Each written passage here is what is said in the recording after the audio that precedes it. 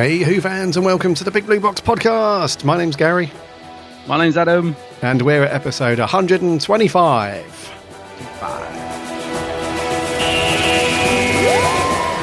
One day, I shall come back. Oh dear, we are in trouble, aren't we? I've reversed the polarity of the neutron flow, so the TARDIS should be free of the force field now. I have the advantage of being slightly ahead of you. Sometimes behind you, but normally ahead of you. But the trouble with time travel is, one never seems to find the time. Change, my dear. And it seems not a moment too soon. Unlimited rice pudding, etc., etc. A meteor stormed and the sky above us was dancing with lights. Purple, green, brilliant yellow, yes! I'm the doctor, by the way. What's your name? Rose. Nice to meet you, Rose. Run for your life. It's more like a big ball of wibbly-wobbly, timey-wimey stuff. Just remember who's standing in your way. Look at the eyebrows. These are attack eyebrows. You can take bottle tops off with these. Howdy do, Who fans. Hope you've had a cracking week. That you've managed to do something Doctor Who related in your lives. How are you doing, buddy? Doing well. Doing good, thanks. Yeah. I feel like I've woken up in Narnia this morning. It's like just a frosty nightmare out there. Yeah. Didn't want to get out of bed. It is Too cold. It's cold. It is cold. But I'm well. I'm good. How have you been? I've been very well, thank you. Mm-hmm. Yeah. Did you find something Doctor Who wise to do with your life this week? Not too much. I've actually watched a ton of Doctor Who over the past week. Yeah. So after because we're reviewing a Tennant story this week, I shoved the disc in for Series 2, and I just watched it from the beginning. So I ended up just watching Series 2.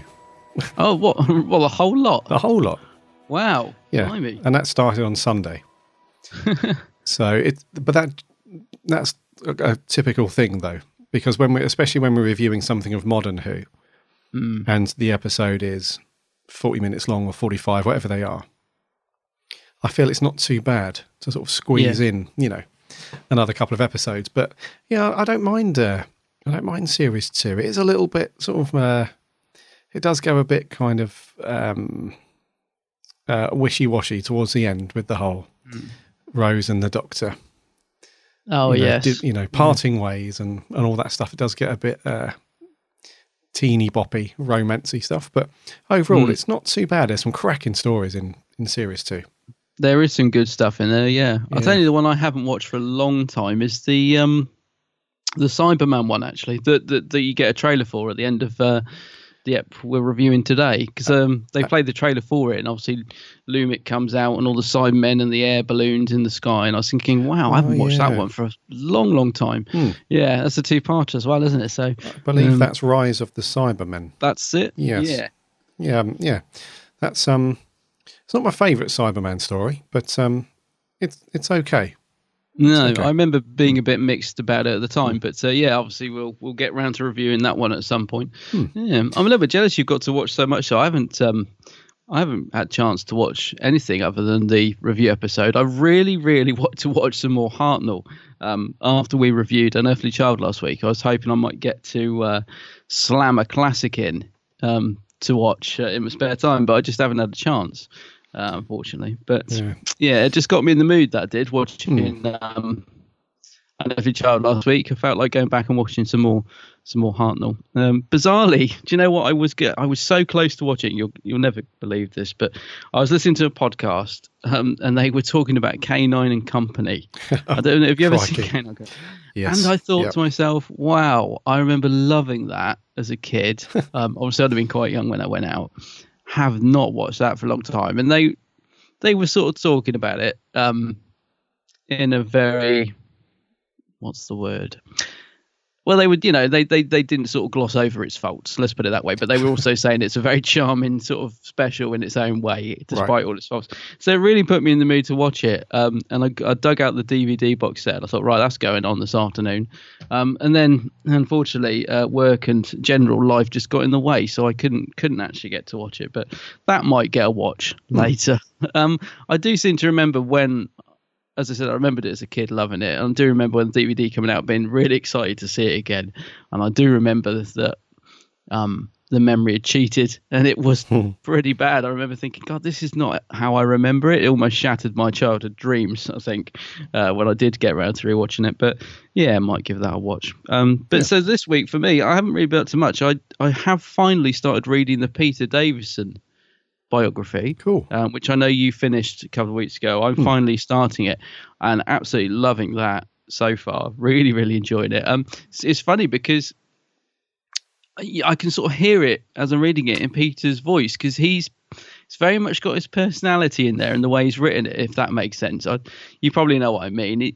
The way he sort of is quite sarcastic in tone, the way he's writing it, I can just sort of hear him actually saying it. Like when he's saying, I probably shouldn't have written that down because I won't get the job now, but hey ho, that sort of thing. I'm thinking, yeah, I can just hear him saying that. So I'm really enjoying what I've read of him so far. And I've also been reading the fantastic Doctor Who magazine that came out this month. It is one of the best issues they've done in ages. I mean, it's first off, it looks fantastic, like the cover, and you get this free Third Doctor comic inside. It's actually quite a big comic as well. But the interviews in it are brilliant. I don't know if you've had a chance to read yours yet. I'm not up to the interviews yet. No, I've read through like the news section at the beginning and the Moffat bit and all that. Because there's a good piece with Mark Gatiss, or Gatiss. You say Gatiss, I say Gatiss. And Katie Manning, which is really good. But the one that I really enjoyed, because sometimes, I don't know about you, but when I read an interview in Doctor Who magazine, I sometimes sort of skim through bits. So if it's a question or a thing that I'm not that interested, I sort of move on, I sort of skim through it, get the idea. But there's an interview with Terrance Dicks in there. And I started reading it, and I literally read it from start to finish, which is quite unusual for me. I just think I've got a very short attention span, but I really enjoyed it. Once again, I could hear him saying it as I was reading it, because he's very honest in it. And Benjamin Cook, the guy who's interviewing him, seems to be really good at asking, relatively frank questions, but getting some really good answers. He's a really good interviewer, I think. Benjamin Cook. So I think you're going to really enjoy the Terrance Dicks interview. It's funny. You can tell. I wouldn't say he's un-PC, but he's of that time, and he just says what he thinks, and he's talks about the Pertwee era and Barry Letts and all that. And it's just a really, really great interview with him. So yeah, cracking issue of Doctor Who magazine this week. Not just because of the bits you get with it, but the stuff inside is great. So yeah, that's pretty much taken up my week, really. Yeah, sweet. That stuff. Yeah. I don't normally pick up Doctor Who magazine anymore. I think the last issue I got was, I think it was mid last year. I think it was it was the Paul McGann. When they did that whole big special on the movie. Yeah. I can't remember when that was. Was it August, July, August, something like that? Didn't you pick up the Baker one? Because the Tom Baker interview was good. I'm pretty sure you got that one. Oh, sorry, yes. Yeah, I did. Yeah. I think that was issue 501, wasn't it? The Tom Baker special. That's it, yeah. That was brilliant. Excuse me, so I got that one. And, but yeah, I don't normally pick it up. But this one, just the 70s, all the coverage. It's basically a really good classic Who pick up. So I've read the first bunch of stuff, and I've read the comic that comes with it, the old Pertwee comic. It's brilliant, that is. Great, yeah. And but it's I love the cover. I was really disappointed with the actual cover of the magazine. Oh yeah, because it comes in like a poly bag, doesn't it? And it's so nice that you don't want to open it. I'm like, there's no way to open it without ruining the bag, is there? No. But you have to do it, because I kept it for ages in my hands, just looking at it, thinking, right, I'm gonna have to take the scissors to this in a minute, but I'll just have another look. I'll just turn it round, because you've got John Pertwee on one side and Tom Baker on the other. So yeah, but eventually you have to break into that bag. And the inside covers Mark Gatiss and Katie Manning, isn't it? It's like a new photo with a sort of pink. No, was it purpley? Pink sort of background, yeah. Is it pink? Is it? Yeah, it's okay. It's not a terrible cover or anything. It was, but compared to the image for the wrap, it's there's no comparison for that really. But it's quite simple, yeah. Yeah, it's cool. But no, it's a cracking issue. You're in for a treat with the interviews. They really are just really interesting stuff. Yeah, cool. The my viewing didn't stop there, by the way. Wow, where have you found all this time? Well, had some downtime, haven't I? So I did manage to put a classic on as well. So after listening to Order of the Daleks from Big Finish, I was in a bit of a Colin mood, and I thought, right, let's do an Eeny, Meeny, Miny, Mo for a good Dalek story. And I thought, well, I want to watch some Colin, so let's whittle it down a little bit more. Right, Revelation of the Daleks. It's got to go on. Ah, brilliant. So I stuck that on, and that was very enjoyable to rewatch that. Mr. Joe Bell. Mr. Joe. I love Joe Bell. So, yeah. So I had a ton of modern Who watching, a classic one, finish off of the Big Finish, and a read-through of, or start of a read-through from the latest Doctor Who magazine. So it has been a fairly decent week. You've done well. For Who, yeah. Yeah, that's very good. Yes, the only thing lacking in that whole thing would be not picking up a piece of tat. But there's not much out at the minute, so no. Thankfully for our wallets, there isn't much out. No, although saying that, we've got a few bits in the merch section coming up, and a couple of little bits. Although whether we'll be picking them up or not, we'll get to in a minute. But yeah, there's not a lot else out, is there? Not really. Yeah, like you say, thankfully for our wallets, there's not a lot kicking about at the minute. No, I am slightly disappointed because I was hoping in January that, like last year, Rubbertoe did a few discounts in January, and I've had my eye on a few pieces for a while now. I was thinking, come on, Rubbertoe, we're in January now. And I keep checking their website, and yes, they haven't reduced anything. I really want the closed confession dial and the Siege Mode TARDIS. So I keep checking.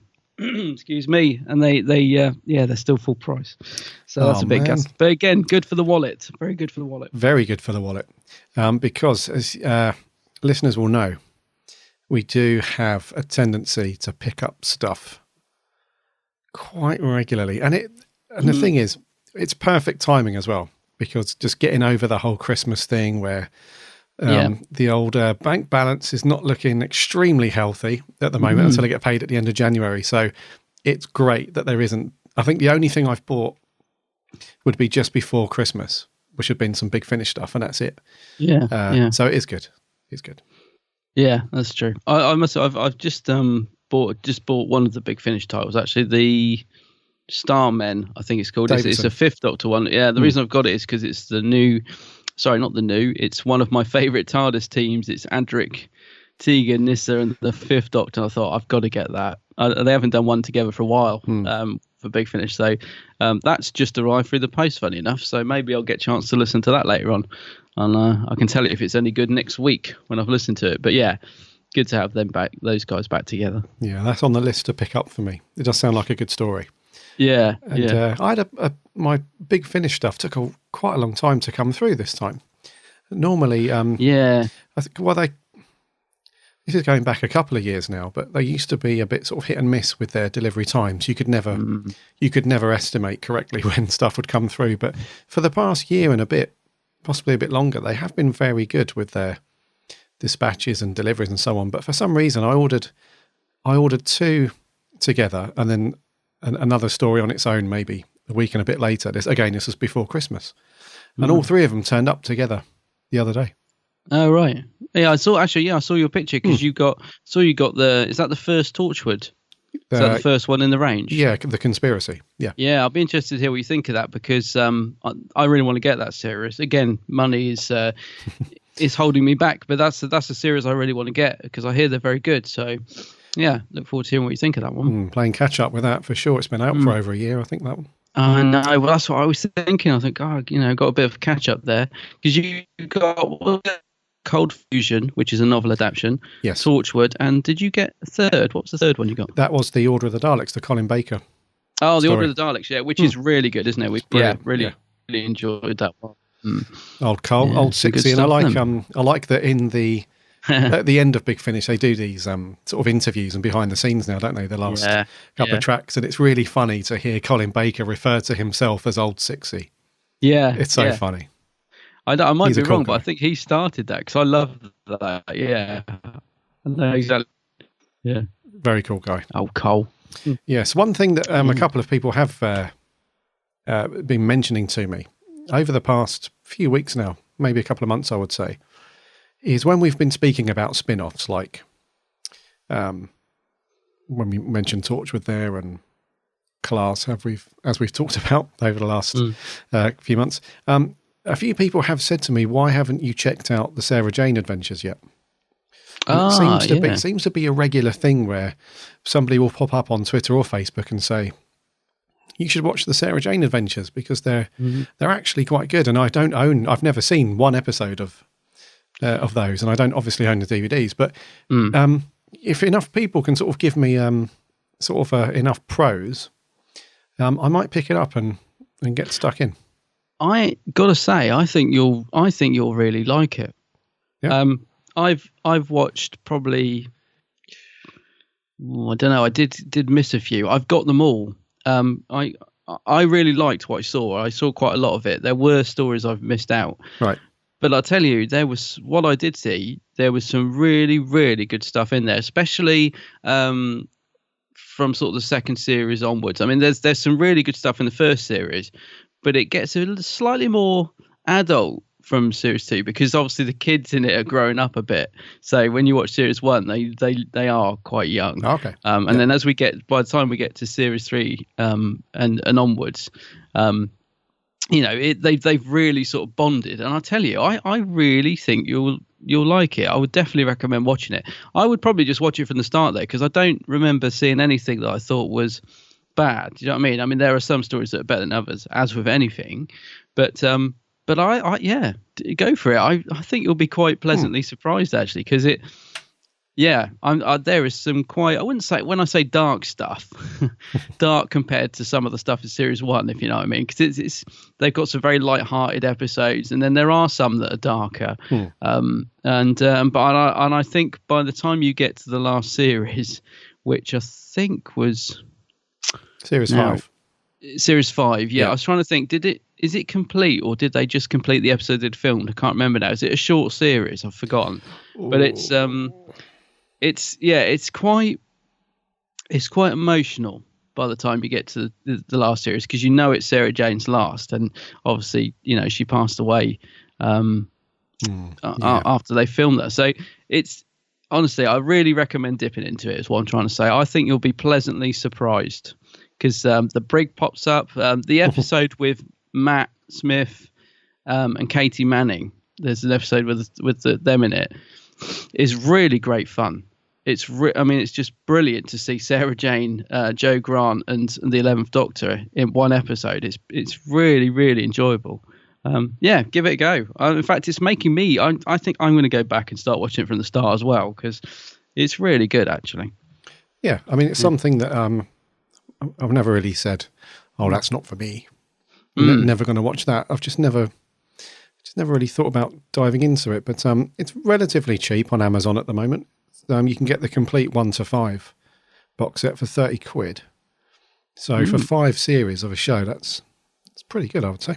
Yeah. So I might pick that up. And you're right. The 5th series only had three episodes. Yeah, I had a feeling it was short. Yeah, because I think I can't remember if she died, during it, whatever. But I remembered that they didn't complete the whole series or that. And it takes a slightly different direction. Series 5, we get another character introduced, which obviously they'd planned to carry forward. So you sort of get the feeling that story didn't quite get finished or whatever. But it's it's still really good. Yeah. Oh, cool. Yeah. To dip a toe in, mate. I think you'd really like it. Okay. A very easy watch is what I'm thinking. It'll be something you'll put on and you'll just, a bit like an RTD episode of Who. When you just want something, enjoyable, nothing too taxing on the brain. I think it'll be like that. Oh, okay, cool. Just bung it on and drift off for an hour, whatever they were. Yeah. Yeah, sounds good. So, listeners, send us over your best moments from Sarah Jane Adventures. Get me into the Sarah Jane spirit, and I'll pick them up. I've been trying to think of the character. I know one of our listeners' cousins will be shouting at his listening device right now, because there's an episode with I think he's called the Nightmare Man, or something like that, and it's played by Julian Bleach, who was obviously played Davros in the new series, and it's a fantastic episode. It's so good. I haven't watched that for ages, but that's a great episode. Oh, cool. And he's great in it. That's one of the ones I'm thinking of when I say there's the odd darker episode. I remember thinking, this is good stuff. Yeah. So I think he's called the Nightmare Man. If he's not, someone will be shouting at me right now. But something like that. Yeah. Cool. Yeah. That all sounds great. It does. It does. The old Sarah Jane. Right, we're not going to do any news. Basically, there isn't any. Because, there's none. No. There's the odd little bit mucking around, but we're not going to talk about class ratings like we did, because the recent 2 episodes that went out have had their ratings released and stuff. But in a nutshell, it's the ratings are crap. Yeah, basically. Let's leave it there. So there's not any other news knocking about, really. We've had no announcements from anybody, had no interviews with big cast members or anything. Or I think everybody's in Sherlock mode at the moment. Yeah, well, except for you. You don't watch Sherlock, do you? I don't watch it, no. No, I must admit, I was so hyped for this new series. And I was just thinking, I wonder if Gary will just, because there's been quite a lot of, publicity. I thought, I wonder if Gary will dip a toe in. And then I watched the first episode and it was such a mess. I was so disappointed by the first episode. I was thinking, I really hope this isn't the point where Gary's thought, I might just jump in and see what all the fuss is about, because I just thought you'll be sat there thinking, what a load of rubbish. Thankfully, it did get better, because they only did three episodes. But I was just wondering if you might have decided to just have a look and see what the fuss is about. But I'm kind of glad you didn't, because this was not the series to jump in on. Let's put it that way. Yeah, you should know me better than that by now. If I was going to watch it, it wouldn't be at that point, would it? It would be Series 1, Episode 1. Yeah. Yeah, I can't. Just in case you were sat there flicking through the channels and thought, that Sherlock's on that everybody's talking about. Maybe I'll just have a look at it. God, the Episode 1 was so... Do you know what? I think it was written by Mark Gatiss, actually. It was, yeah. I was going to say it was so Moffat, but actually, no, it was Gatiss, because it was one of those where it just lots of different not timey-wimey, but they were jumping from location to location to story arc to story arc, and it was such a mess. Yeah. I'm not surprised that it's only 3 episodes, though. I'm amazed how the BBC can still afford old Cumberbatch and Martin Freeman. It's amazing how they've stayed. Yeah, with the Beeb to do it. They must cost a fortune. Yeah, they must do. Actually, that's a good point. They must like doing it. That's all I can say, because otherwise, I think they would just make their excuses. I will say this: although I thought Episode 1 was a mess, I got to tell you, those guys, the acting was absolutely phenomenal this series. I will say that those two, especially Martin Freeman, actually, he was unbelievable in this series. He was so good in it. It is a bit like we say about Matt Smith. There was a lot of times I was watching it thinking, guys, he's really carrying this episode. He's so good in it. But yeah. But this isn't a Sherlock podcast, so we should yes, we should move on, shouldn't we? We have got a couple of bits of merch to do. So I can hear the Daleks going ballistic outside. So I want to hear that. Yeah, we should edit in the sound effect of the Dalek door in the very early Dalek stories. That oh yeah, do that so when they come in, get that on the front. I'll just do it. Go on, you do it.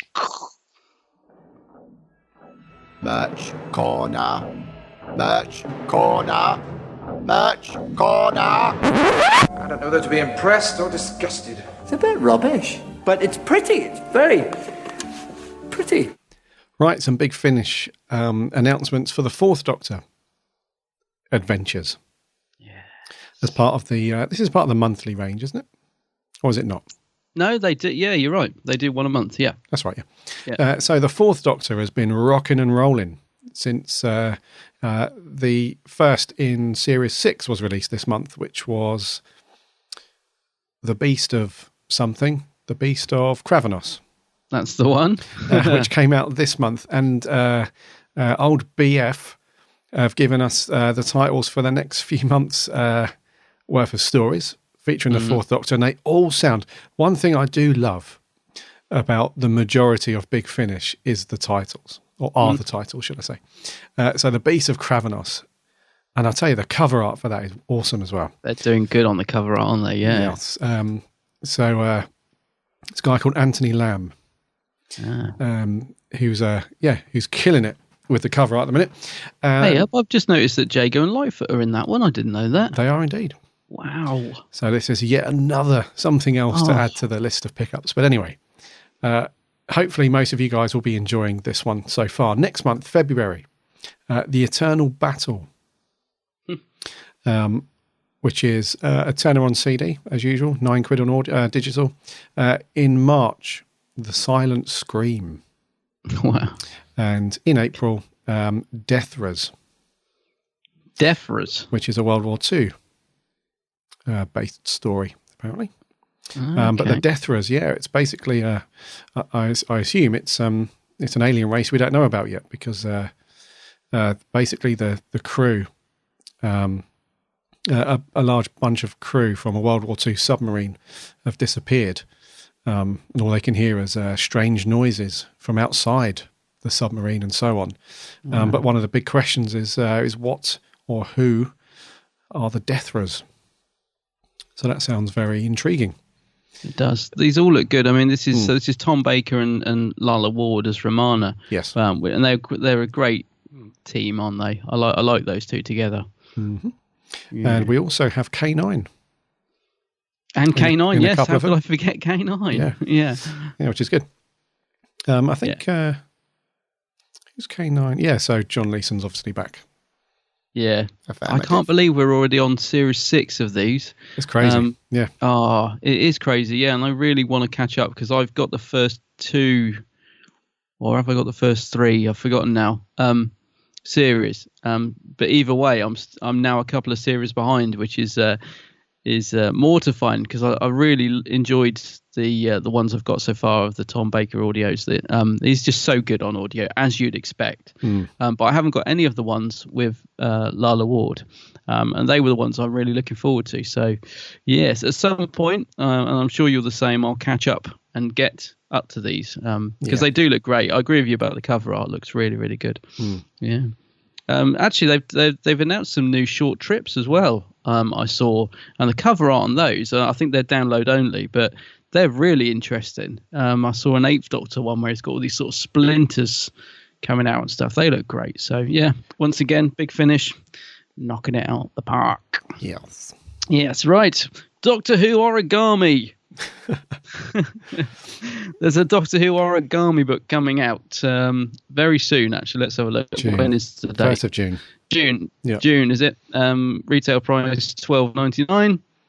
And yes, this looks quite interesting. See, fold out your own models of the Doctor and the TARDIS. It says it's got 32 models to fold out and make, and they include a terrifying weeping angel, it says, a brilliant bow tie, a miniature K9, a moving time rotor, and all the Doctors, and as I said, lots more. So if you fancy, if you're into your origami, this is the book for you. We're laughing because the cover of the book has got the Doctors that you get in it, so they're all folded out, and there's sort of a Dalek which looks very interesting. Yes. Yeah. Yep. But what we can't quite get over is, I mean, this all looks fine. If you're into origami, this all looks fine. But what we can't quite get over is Tom Baker's face on the cover, can we? I mean, who is it? It's not Tom Baker, is it? Yeah, it's not at all. It looks, I think it looks quite feminine. I think it looks like a female version of Tom Baker. Yeah. But and Colin doesn't fare much better. Colin, no, none of them look, well, Capaldi, yeah, I can see Capaldi in that face. Tennant, if I close one eye, I can see that's Tennant. Smith, not too bad. But yeah, Tom Baker and Colin, they really not got the face right on those at all. Yeah. What is going on with the Dalek as well? It looks like he's been chopped in half. He does, and or he looks like he's got a bad back. A bad back, yeah. It looks like he's gone to the chiropractor and there's a bit... Yeah, and he's got a bit of a headache as well. He's got some spike sort of sticking out the top, and he's looking a bit worse. He looks like a Dalek that's been sat on. Yeah, he does. Yeah, he looks like somebody spent hours making this lovely origami Dalek, and they've put it down on the chair, and then Dad's come in, plonked down to watch the TV, and it's like, where's that Dalek? Oh, and it's, he's been crushed to bits. But, yeah. No, Here nuts. he is. Here he is. I'm sure he's still. So if you're in, like Adam said, if you're into your origami, which I'm sure there's many people who are, and you're a Doctor Who fan, this could be the perfect marriage. It could be, yeah. I see some of the comments. I mean, a lot of people are just saying how awful the cover looks, but there are some comments, people saying, just added this to my wish list. When is this out? I need it. 100 exclamation marks. And so, yeah, there is a market out there for it. But yeah. Yes. Doctor Who origami, June 1st. Yeah, look nice next to the Doctor Who cookbook, won't it? Indeed, yes. Right, it's going to do for merch. Adam, my good fellow, I would do this in a French accent or try and do it in fluent French, but that would be a disaster. Let's just pretend the TARDIS is translating. Ah, yes. Yeah, that would be a good idea. Let's just pretend that it's doing it for us. Adam, my good friend, what are we going to review this week? This week, 10th Doctor story, it's The Girl in the Fireplace. The clock on the mantle is broken. It is time. Doctor! There are creatures. I don't even think they're human. We can't stop them. There is a man coming to Versailles. He has watched over me my whole life, and he will not desert me tonight. What are you talking about? What man? The only man, save you, I have ever loved. I need to find out what they're looking for. There's only one way I can do that. You are inside my mind. A spaceship from the 51st century stalking a woman from the 18th. The monsters and the Doctor. It seems you cannot have one without the other. You are merely the nightmare of my childhood. And if my nightmare can return to plague me, then rest assured, so will yours. Ooh. So will yours. Pretty good trailer, actually. That is a good trailer, yeah. No, I like the little whisper at the end, so will yours. Oh, I didn't hear that. Perhaps it's a decibel my ears can't pick. I didn't hear him say that. She said She. It. Yes. Oh, yes. So will yours. Yeah. Madame de Pompadour. You sound like Poirot. Madame, you are the murderer? The Girl in the Fireplace was broadcast on the 6th of May, 2006. Wow. Over 10 years old, yeah. Oh. As part of Series 2, and it was episode 4 in said series. It was written by the Mothball. Yeah. And it was directed by Eurus Lynn. Well, that name rings a bell. I think He directed quite a few of the early modern stuff. Yeah. Yeah. It says here it's the Moffat's only story for Series 2 as well, which I hadn't realised. It is. It's the only one he did, yeah. Obviously overseen by RTD and Julie Gardner. Story is as follows. The Doctor, Rose and Mickey. Mickey. Land on a spaceship that seems sort of desolate, no life forms, etc. And they find out that they've there's time windows which link through from the year that they're in, which I think is the year 50 something, isn't it? Which one? The one on the spaceship? The one on the spaceship, yeah. It's like really far into the future, but there's a time window that goes back to the year 1720 something or other. Yeah. 1727. That's the one. And as the Doctor sort of peering through the fireplace from the title, there's a young girl in there who turns out to be Renee, who publicly facing Renee turns out to is known as Madame de Pompadour. But as we find out very early on, as he sort of stops talking to her, goes back to Mickey and Rose, then goes back to her, time has progressed much faster.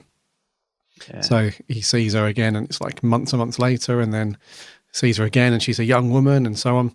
And it turns out that the spaceship was desolate because it broke down, and the service bots or service droids, whatever, the best way that they could repair the ship was to actually kill the crew and use their organs as spare parts. But there was one vital piece missing, which is the brain of the ship. So they they use a huge amount of energy, as the Doctor puts it, to make this link back to this year, this time window. And they're just waiting and waiting for Madame de Pompadour to become of a certain age where her brain is apparently complete. Then they can lop the head off, take the brain out, complete the ship, job done. Yeah, quite dark actually when you look at it that way, isn't it? All these, like when they see the heart beating in the ship and all that, it's quite dark. It is quite dark. Yes. But yeah, so it's kind of, that's the story, and there's a bit of romance along the way. The Doctor and Renee, they kind of there's an attraction there. And from the get go, isn't it? And she falls hard for the Doctor. She declares her love for him at least a couple of times, I think, in this episode. And the Doctor's obviously very happy to go along with that, because I think the first time he sees her as the young woman, the grown up Renee, she sort of knocks him off his feet. He can't believe how beautiful she is, and so on. It's a bit of romance. There's a slightly, like you say, a bit of a dark story sometimes.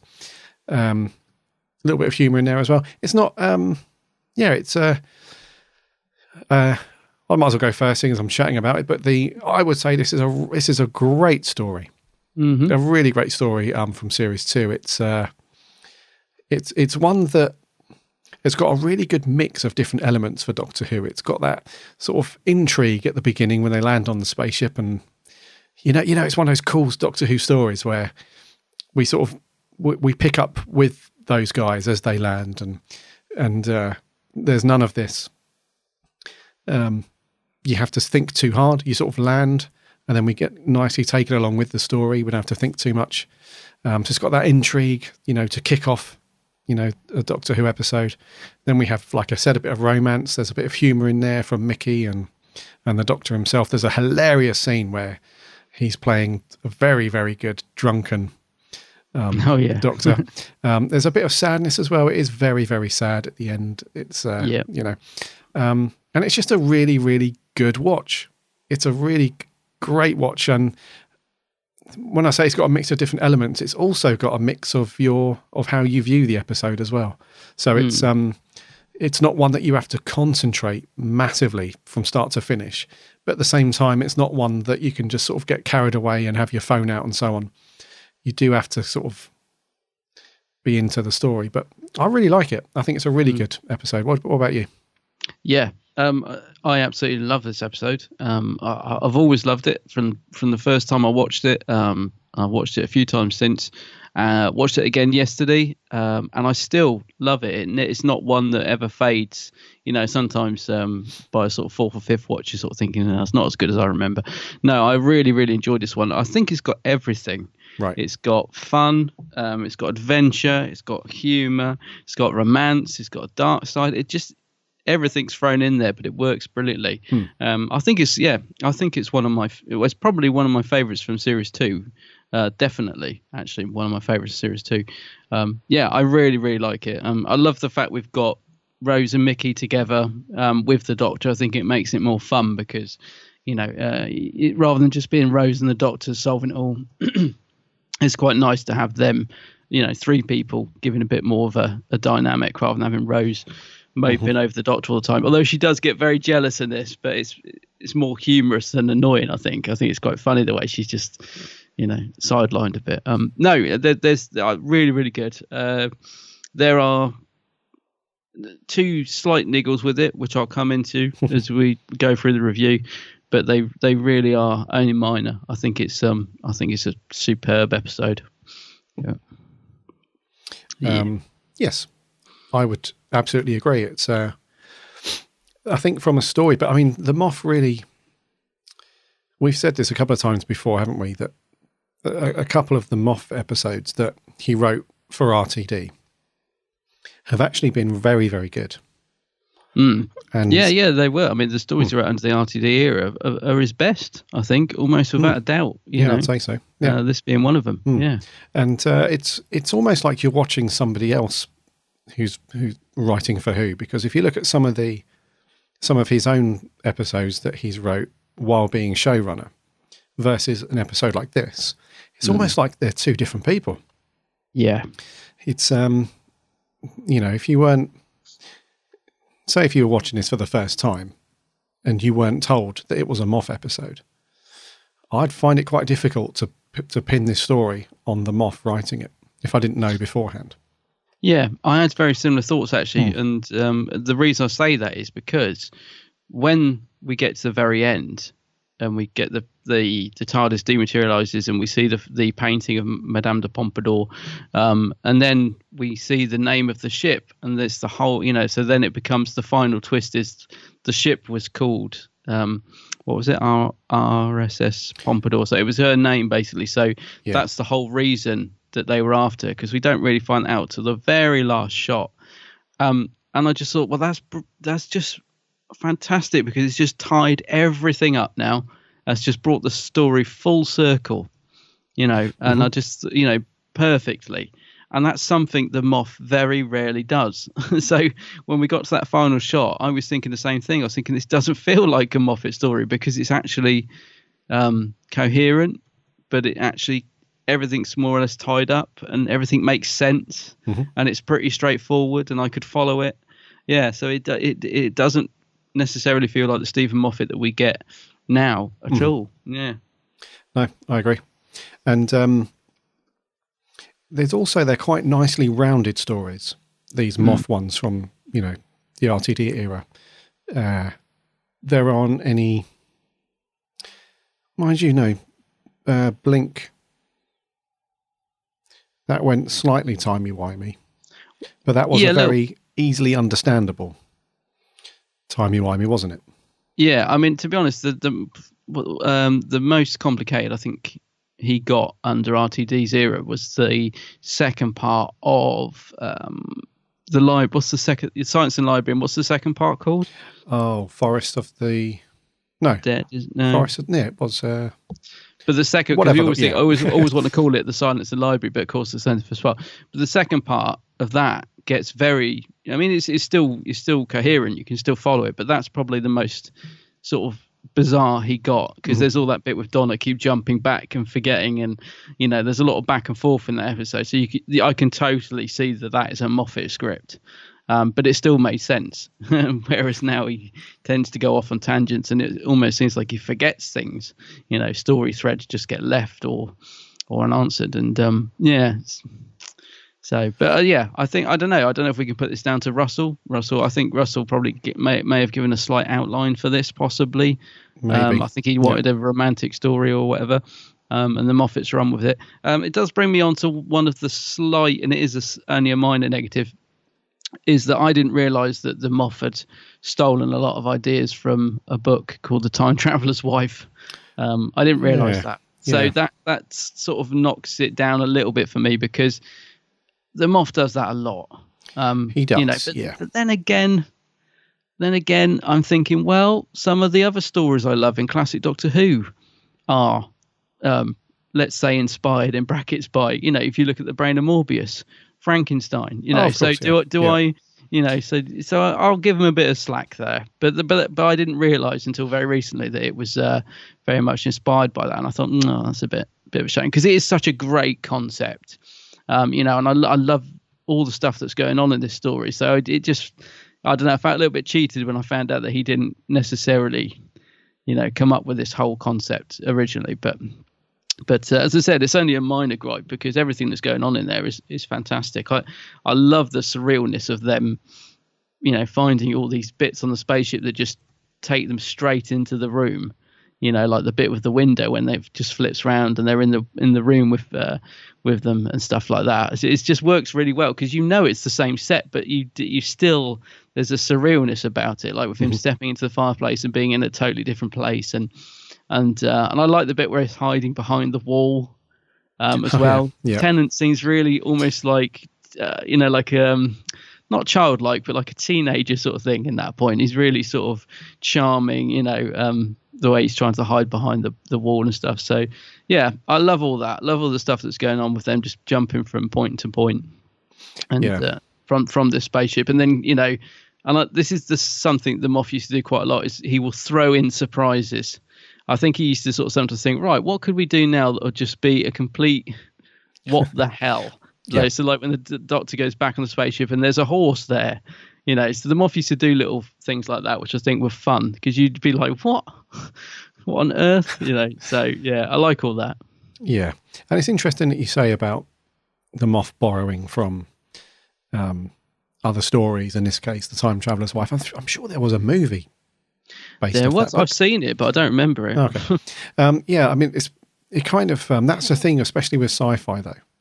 And I remember back to when one of our listeners sent in a review. I think you remember, Ian from France. Yeah. And I'm not going to try and do his Black Country accent, but he did say that like some of the best sci-fi pilfers from other sci-fi.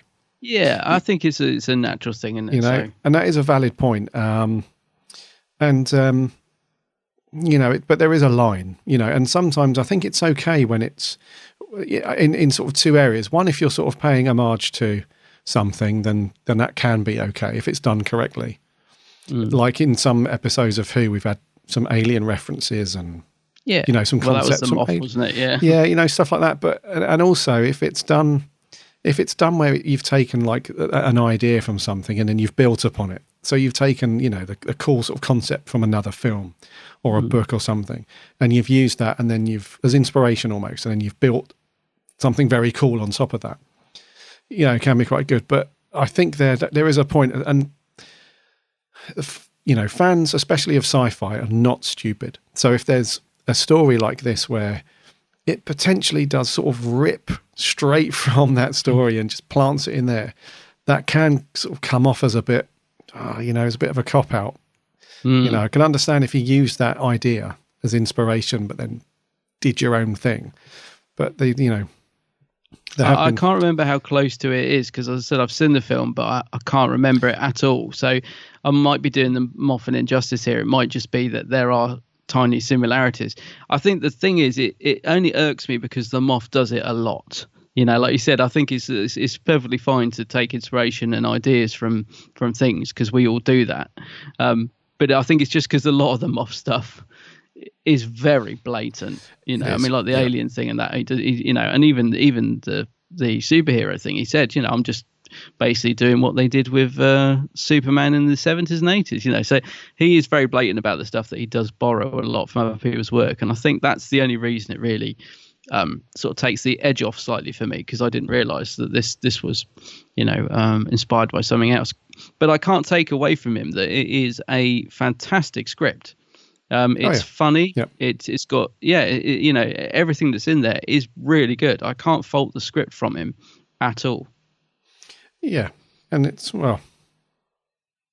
that's what's difficult about it, isn't it? Because on one hand, like I'm saying, you've got this whole thing where it's like, you've just ripped it off and all that. But on the other hand, you've got but it's a fantastic episode, and it's got some great bits in it. And I must admit, I vaguely remember the film Time Traveler's Wife. I saw it a long time ago, shortly after it came out, and I can't remember a great deal. Now, I remember as far as story goes, it is very, very similar.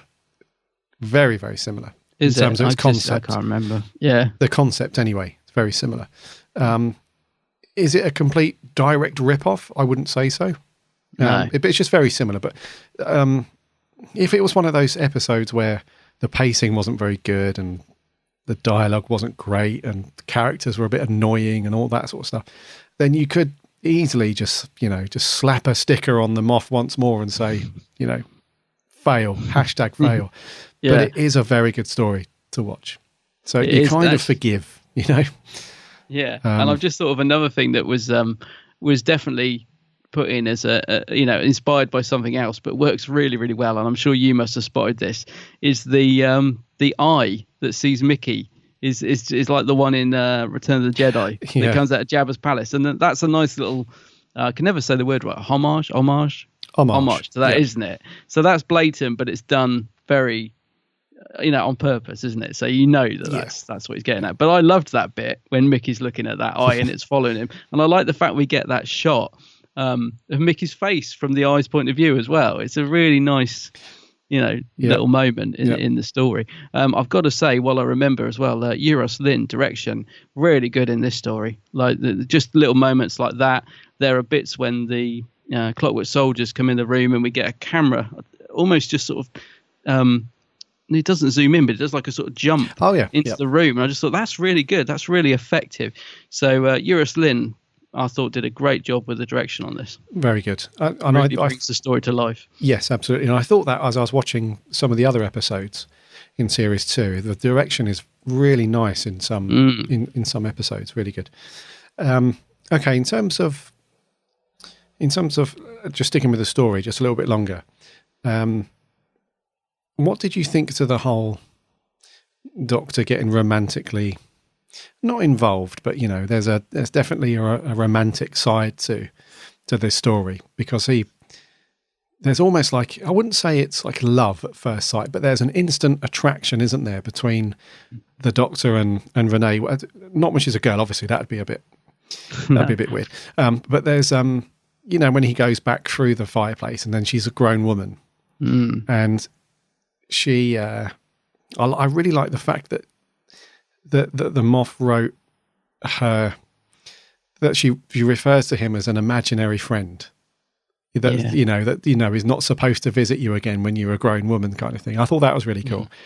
But when he first sees her as a grown woman, she's instantly like, wow, and then when the Doctor sees her, he's like, his socks are blown off. His reaction is just amazing. He's like all over the place. He doesn't know he doesn't know where to look.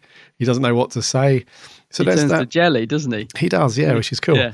And but I know that a lot of fans complain about the whole Rose and the Doctor thing and the romantic side, and should the Doctor, should he have those feelings? Should he be romantically linked with anybody, and should that be a part of the story, and not necessarily with the companion, but with anybody? And then we go on to that whole thing about he's half human, half all that rubbish. Ooh. But I think it's an interesting concept when they bring it up in certain stories, because this one, it does play on your heartstrings a little bit, because the Doctor's obviously got an attraction because of that first reaction that we see, which David Tennant plays brilliantly. Yeah. And the second one is that he almost doesn't hesitate at all in telling her to pack a bag and off we go. Yeah. And the Doctor very rarely, literally doesn't allow anybody on the TARDIS, let alone invites, them to travel. So what do you make to the romantic side of it? Because it does, for me personally, I don't mind it at all in this episode, because I think that the Doctor's feelings towards her and her feelings towards him are completely genuine and quite nice to see. No, I have to say, this is one of those instances where I think it really works. For me personally, I don't have a problem with it at all. I liken it back to, the Aztecs, where the Doctor, immediately starts chatting up that woman in the Aztecs, isn't it? The first Doctor. So, we know it happens. We know the Doctor's got these urges. And I think because of the way it's played out between David Tennant and Sophie Myles, I think they do such a great job. There is definite chemistry there that it really works for me. I don't have a problem with it at all. There are other times in other stories where, like you said, it's just so forced and it's just blatantly irritating. But in this story, it works for me. Maybe that's because Sophie Myles and David Tennant were having a very similar reaction to each other off screen, because they dated for a while, didn't they? So so there is great chemistry between the two, and they sizzle together, don't they? You can sense the the attraction between the two of them. I absolutely love the scene where the Doctor has to go inside her head and then she starts reading his mind. That performance between the two of them is just played brilliantly. I was going to say spectacular, but it's so subtle that it's not spectacular, but it's such a great performance between the two in that scene.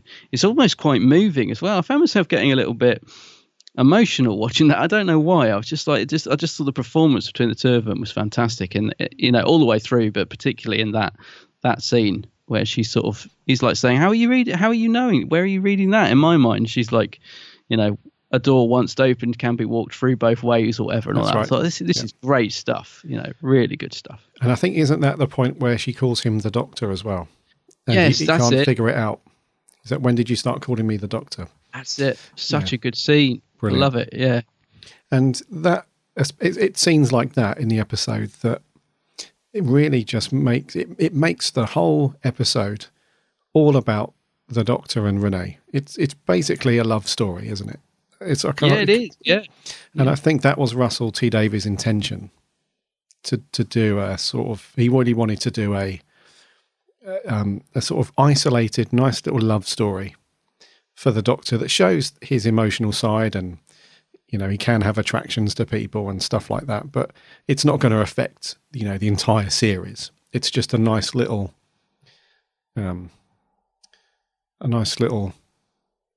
insert into the series to show that the Doctor's got a softer side and he can fall for somebody and stuff like that.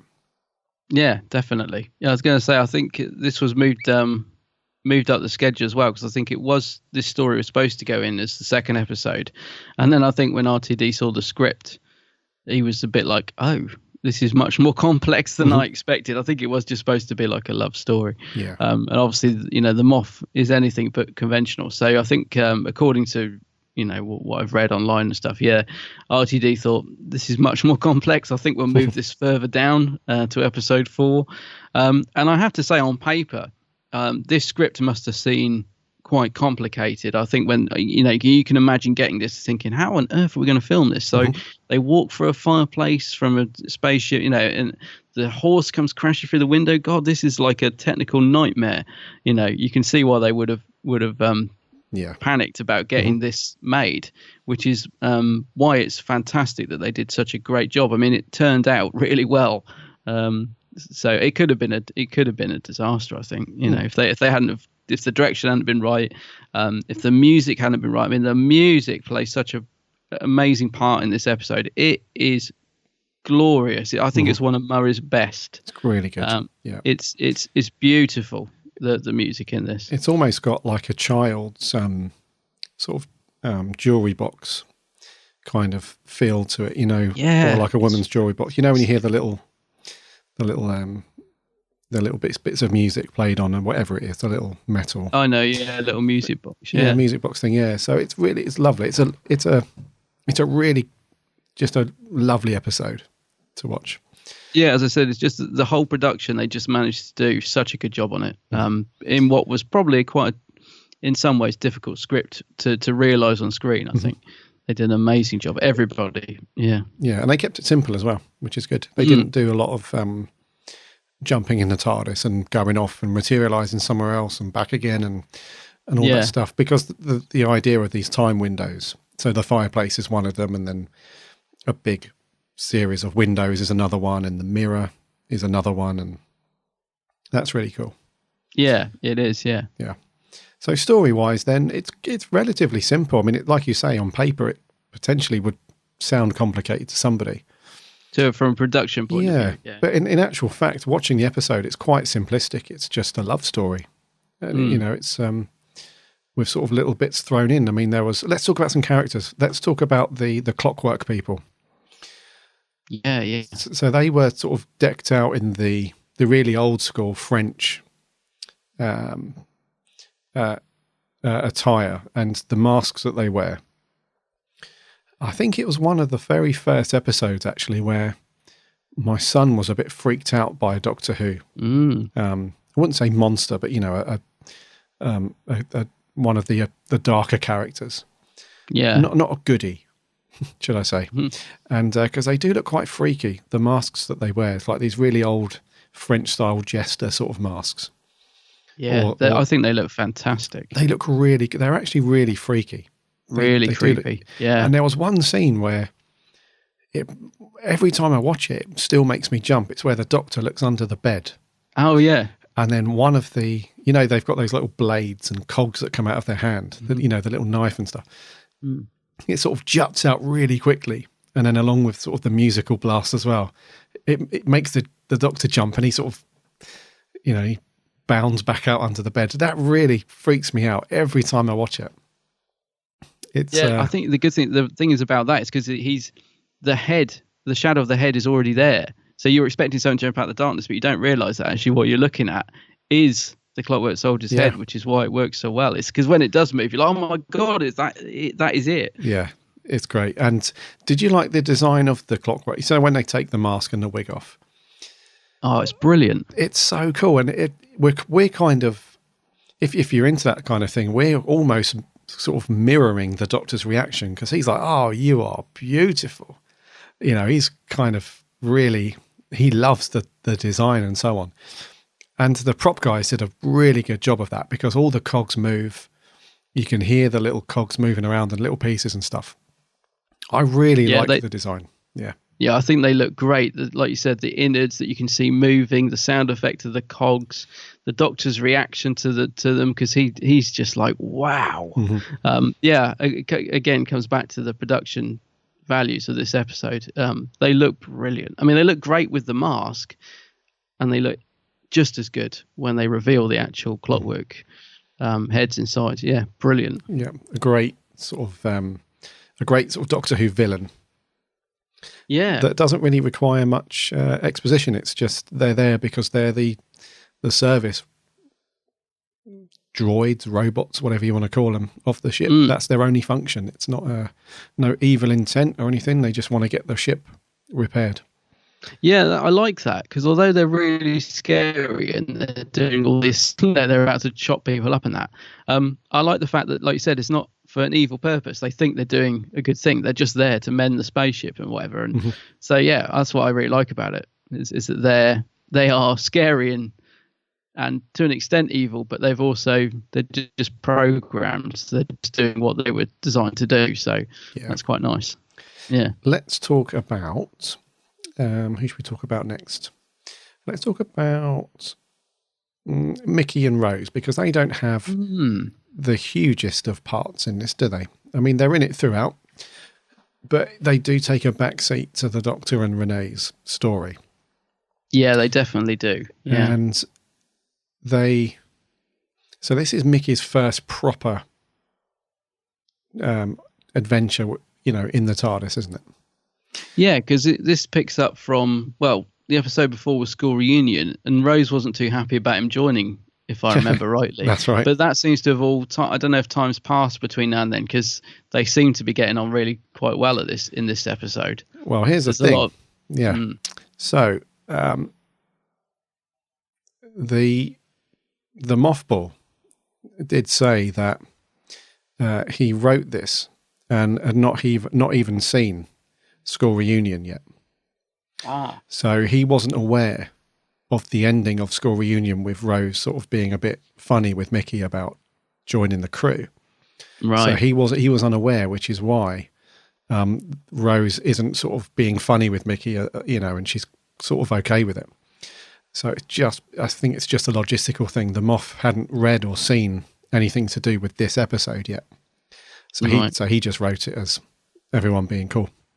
I'm quite pleased about that, though, because I like Rose and Mickey in this, because they just seem to be having fun and getting on. I think it would have been wouldn't have been as good if they were sort of having this awkwardness, as well, because we've got enough going on with the Doctor and Renee to keep the story going, so it didn't need anything else. But yeah, they do get a bit sidelined, but they are nice in it, in terms of their performance, I think. They seem to be going along with it and having fun, and they get into their own little scrapes. It's enough to fit in the rest of the story, if you like. Yeah. And I think that's the key thing with Mickey and Rose, is that they never overtake the main story. They just sort of pop up to provide a little bit of, it does provide a very funny scene. So when they get captured by the clockwork robots, and they're about to be killed and their organs harvested and so on, the Doctor turns up absolutely wasted. He's got his tie around his head. He's got these cool shades on, and he's playing the drunken Doctor just really well. Really, he does. It's really funny. He's got these strange sunglasses on as well, doesn't he? And that the tie around his head. And, yeah. It's really good. Really cool. It's a nice, fun scene, that. Yeah. And I would say that's because we have it kind of plays into the very classic Doctor Who thing of don't wander off, don't go off anywhere, which they obviously do. He did tell them not to, didn't he? He did, yeah, which is cool. Yeah. And they obviously do. And that's it, really. I mean, we have a bit of Rose popping up saying, are you okay? Why her? And not as in why is the Doctor fancied her, but why did the robots pick her and all that stuff. That's quite an interesting scene, isn't it? Because Renee says, well, why couldn't he come himself and tell me? It's quite interesting that he sends Rose to try and explain what's happening rather than go himself. We don't really find out the reason for that. I'm just assuming it's because the Doctor's trying to find a solution and he's a bit busy. Because when we go back to him, he's found that window, isn't he? And he's like, well, I need to go through here, but if I do, it's going to seal off the ship. I won't be able to get back and all that. So I'm just assuming he was a bit tied up at that point. But it also gives Rose a little bit more to do as well, doesn't it, that scene? Yes. It's quite nice as well, because there's a genuine, although Rose is clearly jealous of her, you can tell that Rose is trying to do a good thing, and it's actually Renee that's being quite spiky towards Rose at that point, isn't it? She's like, she calls her child, I think, child or whatever, and so that's quite a nice little scene, I think, in its own way. Is. Yeah. So Rose and Mickey, like I said, they don't have a huge amount to do. I mean, because even when they've got the big fire extinguisher type cannons, it's the Doctor that snatches it off and uses it. So they don't really do, a great deal apart from get captured and get rescued. But they're cool because Rose is not annoying in it like she can be. No. She's actually looks quite concerned for the Doctor and his feelings, especially at the end. And Mickey's just good old Mickey, I would say. Yeah. They had a bit of light comical relief. I do feel sorry for them at the end. This brings me on to the other thing that it's just such a slight niggle that could have been so easily amended in the episode. The Doctor crashes through the window, so he's trapped with Renee, which is good because he's kind of just like, I'm going to take the slow path with you. And you kind of feel that that's sometimes what the Doctor would like to do. You sometimes feel like he would just like to just settle down and live a normal life. That's been, hinted at in other episodes. So that's all good and well. I like that. But what I don't like is that he's very blasé about the fact that he's just left Mickey and Rose trapped on the spaceship.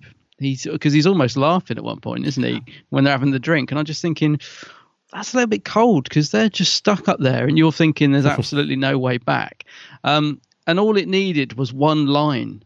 It just needed them off to write in something along the lines of, well, I'm going to take the slow path and all that lovely speech, but I will have to try and somehow get back to my friends or something, because it does. That scene at the end where they're looking at the stars, it's a beautiful scene between the Doctor and Renee. But it does seem slightly cold of the Doctor that he's just willing to just stop in that time zone and completely abandon Mickey and Rose. And that's the one tiny part of the story I don't really like. Is he almost seems a little bit selfish in that one moment, because he's just quite prepared, isn't he, to just to live with Renee and get on with things. I mean, obviously they very quickly say, well, yes, but I've got this fireplace and it's all good again.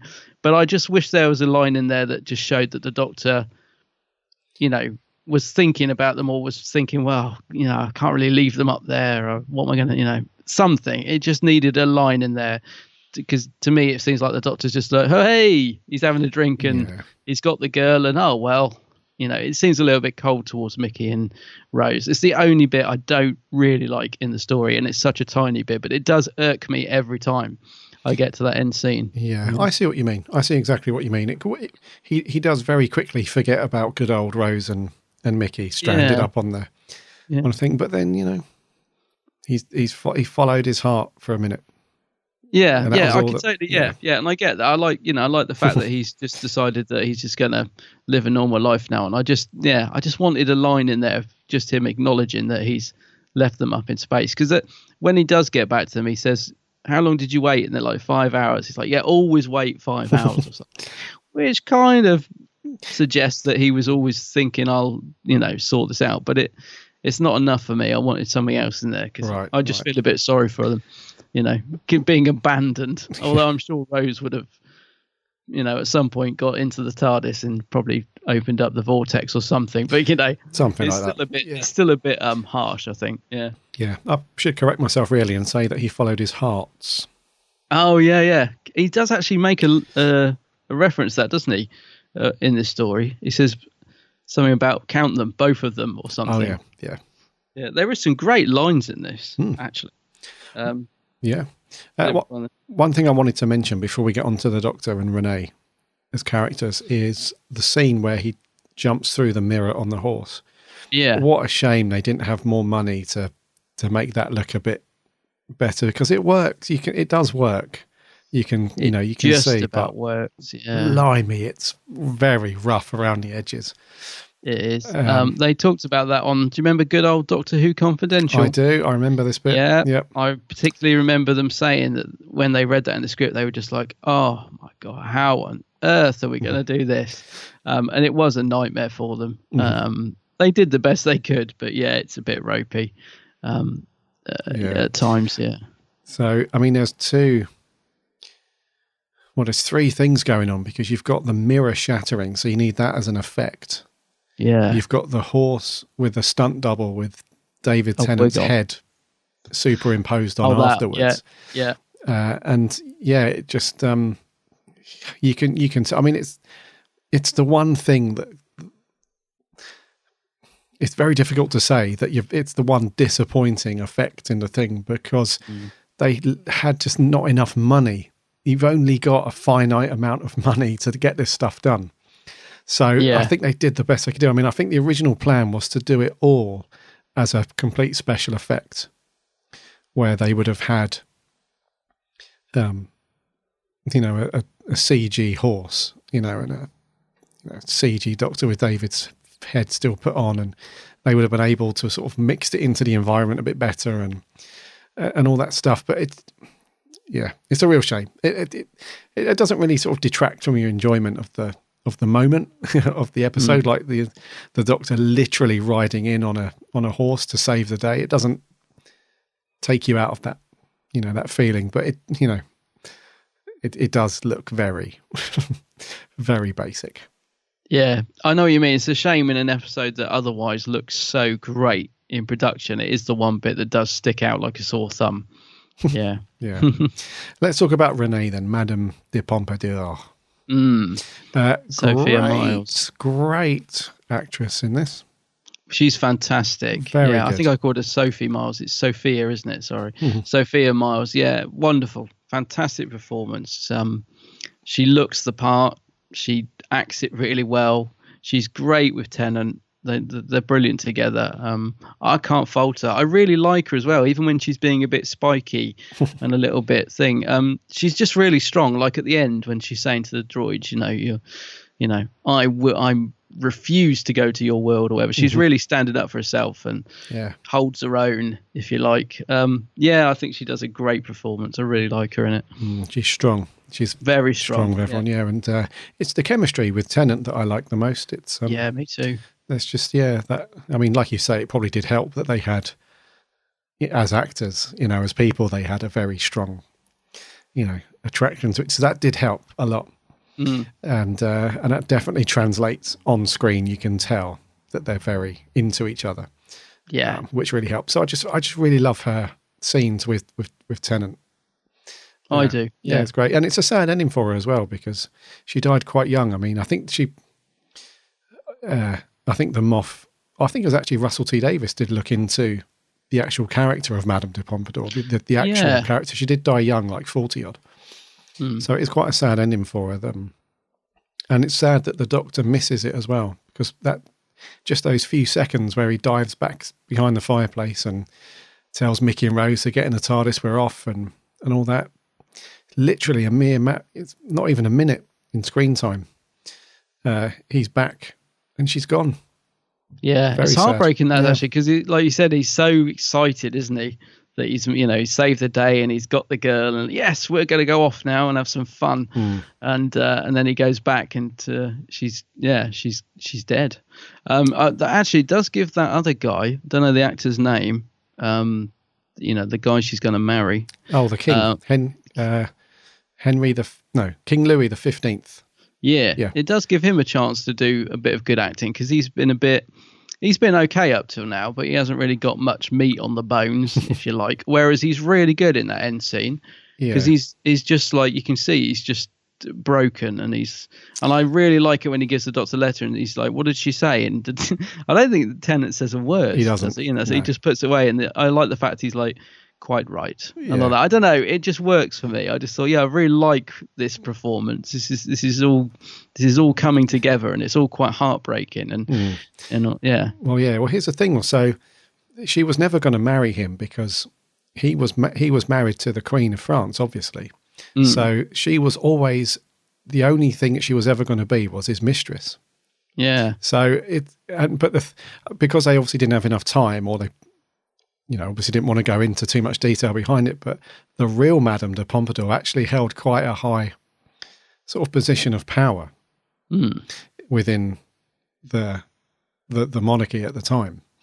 And so I think he sort of respected her as a strong woman who knew her stuff, and obviously really liked her, clearly.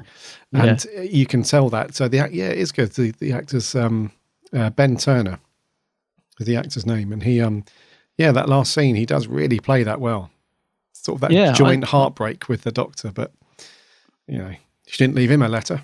Well, no, there you go. Yeah, and it's also very sad when the doctor reads it by himself, so Mickey can sense that he wants a bit, he just wants a few minutes, so they're off, and then when he's reading it and Sophia Miles, you can hear her voice over the top. Sort of, that's another little string being pulled there. Yeah, the doctor's obviously cut up about it, and it's all good stuff. It is. I mean, that leads us on to David Tennant, doesn't it? That end scene. I mean, he's brilliant throughout this. I'm sure you'll agree. He's superb throughout this. Yes. He does do smouldering heartbreak acting particularly well, but especially in this episode. I mean, that when he gets the note and he's stood at the console, and I've always liked that line when she says, "Are you all right?" And he's like, "I'm always all right." And it's all in his face. He almost looks like he's on the verge of crying. It's great stuff from Tennant. I mean, he's just acting his socks off, and it's all comes together brilliantly. Yeah. Like Murray's music, fantastic. The shot of the fireplace on the screen going out, it's all over. Tennant's face, Mickey and Rose. Again, this is why I like having them both on the TARDIS in the story, knowing that they need to give the Doctor a moment. They go off and do their thing. The shot of the spaceship with her name on, it's just, it's brilliant the way everything just comes together at the end. Yeah, it's so well done. And I like the kind of double ending as well, because when the TARDIS dematerializes and you see the portrait of her, and then it fades to black, and you kind of think, well, that's it. That's it. But then we see the outside of the ship, and it's the SS Madame de. It all kind of gets tied up, doesn't it? It's brilliant. Yeah, it is. I mean, when that episode finished yesterday, I was just like, just fell in love with it all over again. I was like, so good. But you can't take away from Tennant that he's just so good in it. He's really reveling in this story. He's amazing. He's on fire. He is. He's amazing. Yeah. And bearing in mind, this was only his, only at episode number 4. Yeah. In his run here. So, like we've said so many times, all of the actors that have been cast as the Doctor seem to have, whoever's involved in the casting for the Doctor, they've always found someone that doesn't need a big warm-up period. They've always sort of hit the ground running, and they've been amazing. But even in like the early part of an actor's first series as the Doctor, when they're sort of figuring out, their little quirks and what they want to include as the character, Tennant just seems to have, I don't know, he just seems to have got everything down straight away. And you're right, he's acting his socks off. It's just brilliant. Yeah. Yeah, he's totally, because sometimes he doesn't feel doctorish enough to me sometimes, Tennant, but again, the more we watch his stories, the more he does, and especially in this story, I feel like he's he's rolling with it. He's totally hitting the mark. He's on the money. Yeah. Anything you want to mention, buddy, before we get on to scores? No, I don't think so. No, I think we've covered it. Right, let's do it.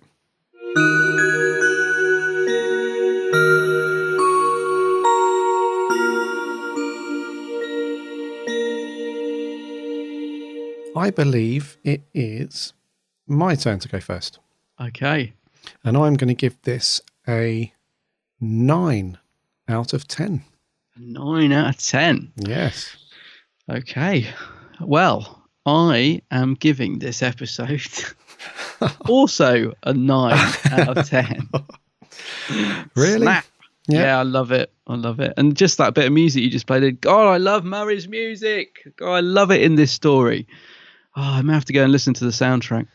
Murray Gold stuff in series. Fantastic in this episode. Yep. Murray Gold's music from series 1 to 4 is some of the best in Who. Yeah. Yes. But I think particularly this story. So good. Anyway, 9 out of 10. It's got everything for me, this one. Fun, adventure, comedy, romance, the lot. It's an absolute little gem. Absolutely. It is the whole package. What did our fabulous listeners finish? Well, I hope they did finish it. Otherwise, it's an incomplete score.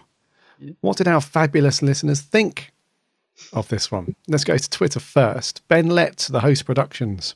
Oh, Ben. Short and simple. Ooh, love this one. Neil at Brighter Moon says one of my favourites. And Roxanne J10 says definitely in my top 10 of New Who. Loved it. Yes. Over on Facebook, Ollie Tanner says it was all right. Well, it was pretty good. Well, it was really good.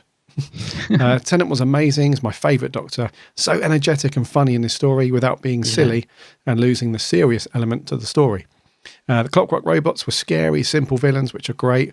Rose and Mickey were awesome as always. I liked Madame de Pompadour. I thought the actress gave a great performance. The acting was great from everybody, really. I thought the scenes between Rose and Renee were good as they showed more about her everything that was going on that affected Renee. The plot was interesting but not too complicated and the time windows are well explained. I liked how the Doctor stopped the Clockwork Robots and the ending was sad when the Doctor came back to find she had died. A really great episode, 9 out of 10. Another 9 out of 10, yeah. Great. Miles Mackenzie. It's probably one of the first episodes you'd show to a new fan. It's got all the elements of Doctor Who, very well written. David was probably at one of his all-time bests in this, as well as Billy and Noel. Renee was a nicely welcome character, and I cannot stop loving the horse. Even the horse was a key plot point, and there was not just there for comedy. Yeah. The droids were creepy, and I remember seeing them creepily dancing in Doctor Who Live back in 2010. They're well-written background too. Overall, they're just plain and creepy, but genius at the same time, and they're one of my favourite monsters. He gives this a 9.5. Wow. Yes. Yeah. Callum MacArthur, I love this episode. One of my absolute favourites. Madame de Pompadour was amazing. The Clockwork Robots is a simple but scary villain. The trio we get in this episode is one of the best. 10 out of 10. 10 out of 10, yes.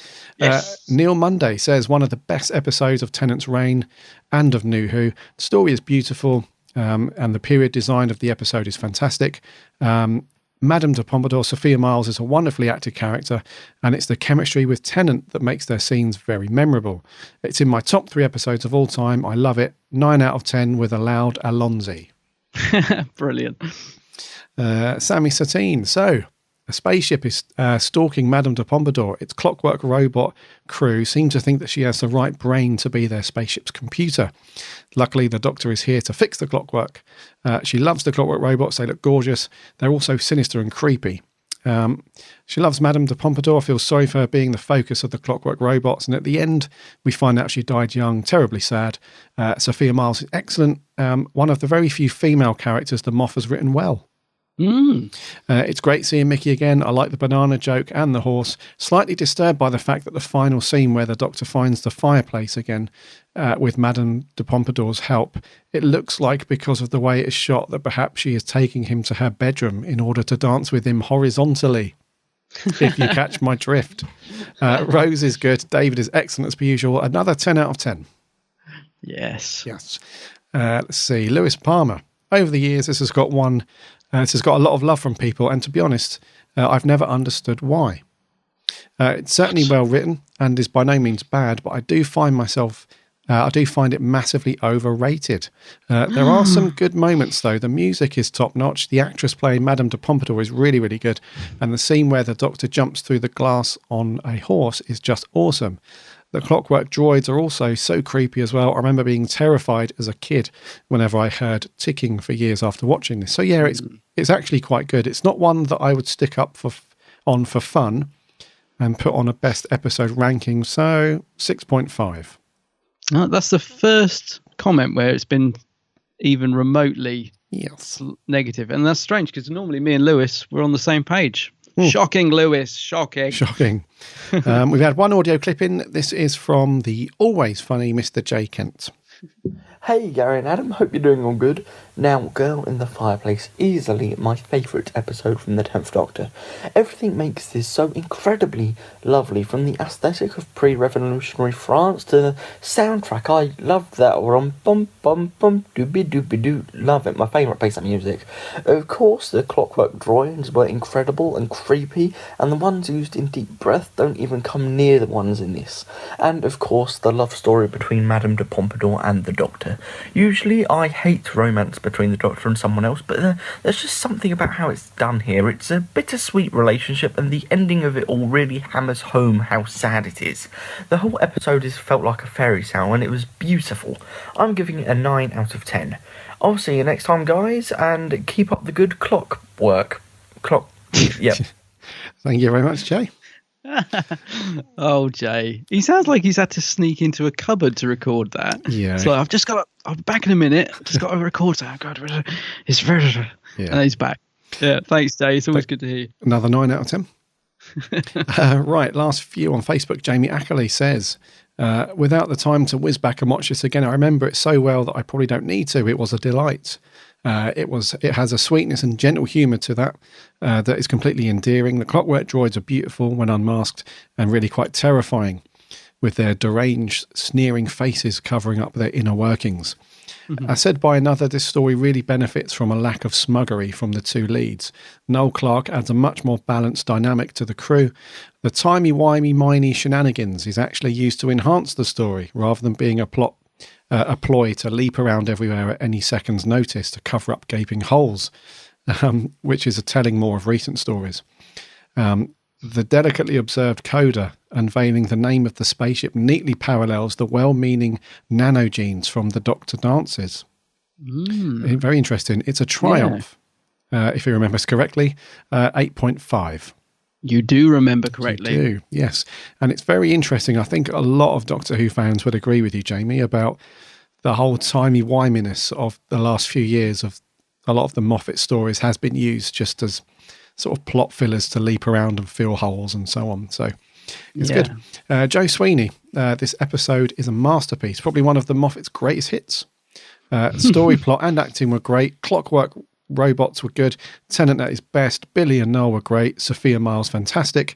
And the ending was a bit sad, but a great episode overall. Another 9 out of 10. Joseph Howarth, put simply, it's one of my favourites from Tennant's time as the Doctor. The clockwork droids are very creepy and probably one of Moffat's best creations. And the whole concept of Doctor being Madame de Pompadour's imaginary friend is well executed and beautifully done. Attention to detail is stunning because at times I really felt like I'd been transported into 18th century France. The Doctor was amazing in this. It's good to see Mickey again. I don't really mind Rose in this episode, mainly because she doesn't annoy me like the other episodes of Series 2. Unlike some female characters that the Mothball has written for Renee, seems like a real genuine historical figure and not some River Song clone that we have had in the past year or so. Yeah. Then again, it does raise a question I have, which is this. If Stephen Moffat can come up with brilliant stories like The Empty Child, The Doctor Dances, Silence in the Library and Forest of the Night, Blink, The 11th Hour, then how come we haven't seen him write anything consistently good for Who in the past few years we've had him as head show writer? Maybe he's burnt out. And he goes on to say, but I digress. It's a fantastic story, very clever, funny at times, heartbreaking, especially at the end. It's a very rare that a story I review gets this rating, but seeing as The Girl in the Fireplace is such a masterpiece of a story, I have to give it a 10 out of 10. Brilliant, yeah. Martin Vincent, Mr. Bad Wilf, says, another case of Moffat borrowing, in quote, sorry. This is just the time traveller's wife. Oh no, Martin. He's not happy. Yeah, bad mood, bad wolf. Jason Thayer says, beautiful story. I love the concept of the spaceship and the clockwork robots are magnificent. One of the all-time greats. And lastly, Jeff Waddle says, absolutely one of the best of the Tennant era. When Moffat was clever and produced stunning Doctor Who stories, the droids were a work of art and the design of the palace was amazing. Throw in the great performances and there's very little wrong. A 9 out of 10 from Jeff. Wow. Cheers, Jeff. Yeah, and lastly, we got a message through from Adam Pink. He says, one of Moffat's best work, beautifully written with some great monsters and time travel plot. I can't help but notice he bases the 11th hour of this one slightly, the Doctor being a 7-year-old imaginary friend and then coming back for her much later when she is already an adult. Oh, yeah. Nice emotional story to show a new side to this Doctor. A 7 out of 10. Brilliant. Cheers, Adam. Adam Pink there. No relation to Danny. Of course, as we would have not led you to believe in previous weeks. Anything on the Geeks Handbag page? Yeah, I had a few on the old Geeks Handbag. So Dean Jones, he says, I'll be honest, back in 2006, I wasn't that big a fan of the story, but now that I'm older and somewhat wiser, this is a great story, terrific production values, cool villains in the Clockwork Droids, some of the more subtle music by Murray Gold, and performances are solid across the board with some fantastic work from David Tennant and guest star Sophia Myles. Only real criticism I have is Rose and Mickey. Whilst they are good, they don't contribute too much to the plot. Stephen Moffat has been a frustrating figure in the last few years, but stories like Girl in the Fireplace just prove how great he can be. And Dean's going to give this one 9 out of 10. Cool. Jason Howe says, one of the best and most interesting of the 10th stories. The Clockwork robots were so sinister looking, which added to their essence a real simple but effective story. He loves the final scene that explains the Who logic of robots' actions. Yeah, and Paul Plumage just commented underneath that saying, I love the Doctor's vulnerability after she dies, really showed David Tennant's acting range. Right. Charlie Turner, if you remember my thoughts on The Green Death, I said it was overrated and still is, he says in brackets. I have the exact same thoughts for The Girl in the Fireplace. Some good moments, some bad moments. If I was to pick one to watch out of this one and The Green Death, I'd pick The Green Death any day, despite the horrible green screen shots. To stick to classics, he gives it a 5 out of 10. Charlie, not a fan. Patrick Sherwood says, hi. So this story, what do I think of it? Well, I love it very much. It is one of the most beautiful things I've seen in Doctor Who. I just love it. He's going to give it 9 out of 10. Cool. Thank you, Patrick. Martin Asquith, this is a classic, great script, music and plot was superb reveal at the end. Kevin Mullen says, The Girl in the Fireplace is an anomaly in the second series as it features David Tennant and Billie Piper being not altogether annoying, and it is good to see Noel Clarke join the team, providing some light relief in a quite bleak story. The script by Stephen Moffat is a joy, featuring clever use of time travel that would become a hallmark of his writing, and the final twist where it's revealed exactly why the Clockwork Droids wanted to harvest Maman de Pompadour is amazing, and the last scene of the Doctor reading Renette's letter to him is utterly heartbreaking.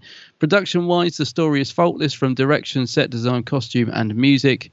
It's getting the ultimate score of 10 out of 10. A pure, unadulterated masterpiece, says 10? Kevin. Yeah, 10 out of 10. Stan Gallagher simply says, loved the baddies, good episode. He also says, actually, that he's just started watching Class and he likes it. Okay. Fair play. Fair play. Chris Brown, one of my faves from the new era of Who. Di Cook says one of her favourites.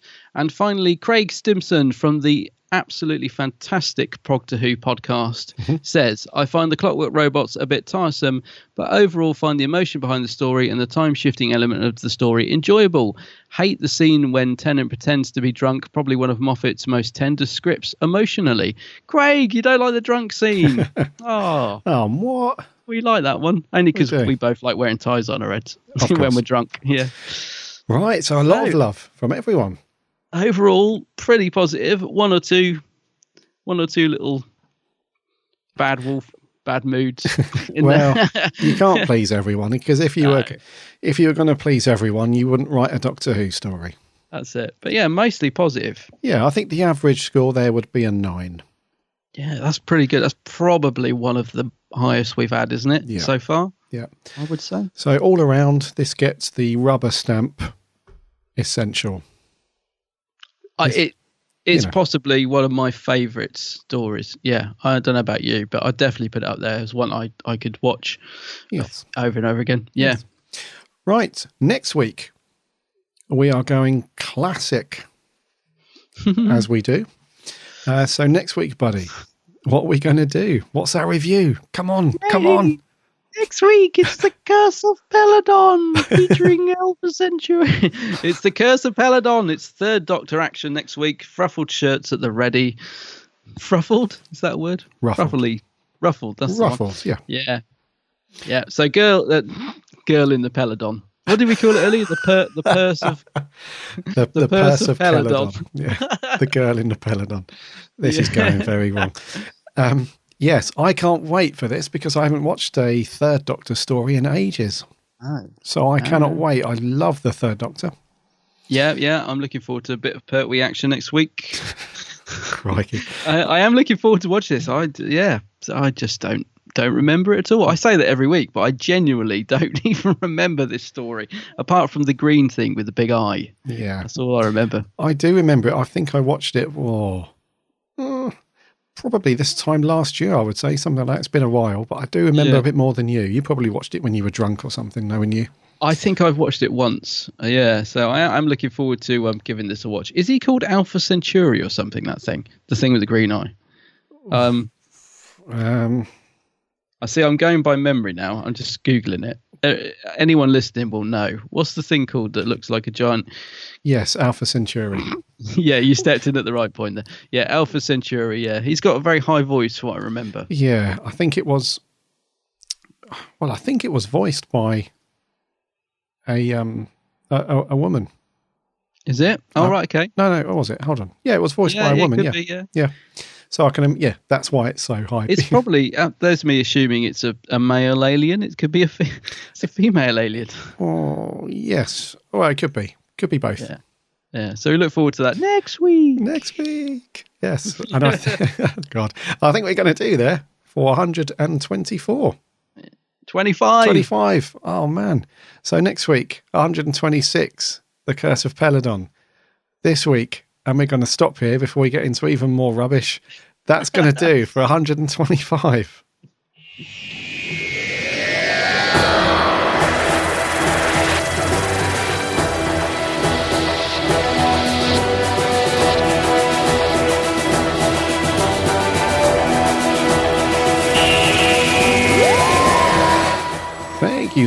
Thank you for sticking with us and listening through episode 125. Not 124. That would be stupid. That would be madness. That would be timey-wimey. And irresponsible to our listeners to go through that again. Thank you so much for sending in your reviews and your thoughts and everything on The Girl in the Fireplace. I think we pretty much all agree it's kind of essential viewing from modern Doctor Who, or New Who, if you want to call it that. NUWHO. Don't get that old argument started again. Oh yeah, let's not ignite that fire. Don't rake up old graves. All right. So yeah, thank you very much. Look out for the post on Facebook and Twitter next week for The Curse of Peladon. Send in your audio clips if you'd be so bold. Just do it. Just grab your phone out. That's all you need these days. It's just your phone. You can record all this stuff on your phone, saves it as a nice little clip, email it over, job done. Just sneak into a cupboard for 2 minutes. Well, no, keep it under a minute. Keep it under a minute, please, yes. In the meantime, head over to our website, www.bigblueboxpodcast.com. You can listen to all our previous episodes, and you can link off to all of the social stuff. And you can also link off to iTunes and give us a subscribe and a listen there. And if you are an iTunes listener, if you could give us a review, that would be amazing, because that really helps us heaps. Also, remember to check out Adam's channel, The Geek's Handbag. Do a search for that on YouTube and also Facebook and Twitter. Give him a like and a follow and a subscribe and all that jazz. You will First new video out. This be today when this podcast goes out. My first video 2017. Oh, nice. Go and check it out. Definitely check it out. You will not be disappointed. No, you won't. With the range of awesomeness of Adam's videos over on the Geek's Handbag. Very cool stuff. Rightio, until then, enjoy watching the third Doctor story, The Curse of Peladon. We'll look forward to hearing your thoughts on that next week. In the meantime, my name's Gary. My name's Adam. And remember... oh, missed it. And remember... Lonzy. One more time, please, without that. Okay, right.